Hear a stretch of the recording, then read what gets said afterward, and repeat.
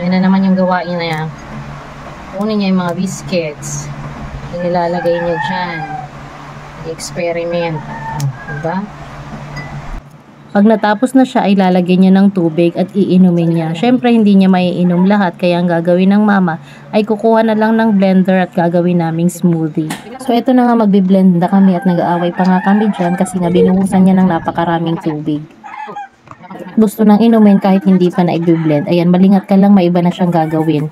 At ayun, iniwan pa nga ako at bumalik na sa kwarto kaya pinabalik ko ulit para tulungan ako at turuan ko siya sa pag-blend.